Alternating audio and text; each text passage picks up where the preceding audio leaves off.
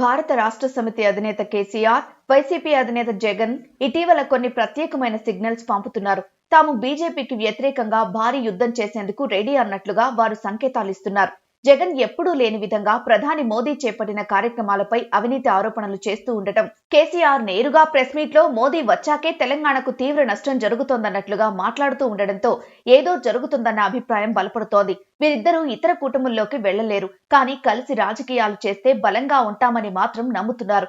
దేశ రాజకీయాలంతా ఓ వైపు సాగుతుంటే BRS, YCP మాత్రం మరోవైపు సాగుతుంటాయి. వారు కాంగ్రెస్ కూటమిలోకి వెళ్లరు, బీజేపీ కూటమిలోకి వెళ్లరు. వీరి ఓటు బ్యాంక్ చాలా ప్రత్యేకం. అందుకే తామే ఒక కూటమిగా ఉండాలని కేసీఆర్, జగన్ అనుకుంటున్నారు అనే విశ్లేషణలు బయటకొస్తున్నాయి. తెలంగాణలో ఖమ్మం, భద్రాద్రి కొత్తగూడెం, నల్గొండ, సూర్యాపేట, యాదాద్రి, ఉమ్మడి వరంగల్, ఉమ్మడి కరీంనగర్, మహబూబ్ నగర్, నిజామాబాద్ జిల్లాలతో పాటు గ్రేటర్ హైదరాబాద్ పరిధిలో సుమారు అన్ని అసెంబ్లీ స్థానాల్లో వైఎస్ఆర్, జగన్ అభిమానులు అధికంగా ఉన్నారు. బీఆర్ఎస్ పార్టీకి, కేఆర్ఎస్ నాయకత్వానికి తెలంగాణలో మద్దతుగా నిలవాలని తన అభిమానులకు, క్యాడర్ కు గతంలో వైఎస్ఆర్సీపీలో పనిచేసిన వారికి జగన్ ఒక సిగ్నల్ ఇచ్చినా తెలంగాణ రాజకీయాలు కీలక మలుపు తిరగడం ఖాయంగా చెప్పొచ్చు.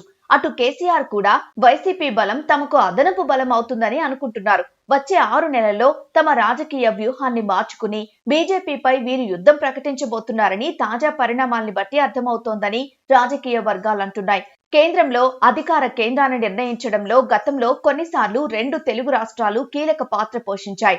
ఆ విధంగా వచ్చే ఎన్నికల్లో కూడా తెలుగు రాష్ట్రాలలో ప్రధాన పార్టీలైన వైఎస్ఆర్సీపీ, బీఆర్ఎస్ పార్టీలు కూటమిగా ఏర్పడి ఆయా రాష్ట్రాల్లో అధికారంతో పాటు ఎక్కువ మంది ఎంపీలను గెలుచుకోవాలని, తద్వారా కేంద్ర ప్రభుత్వంలో కీలక పాత్ర పోషించవచ్చని ప్రాథమిక అంచనాకు వచ్చినట్లు తెలుస్తోంది.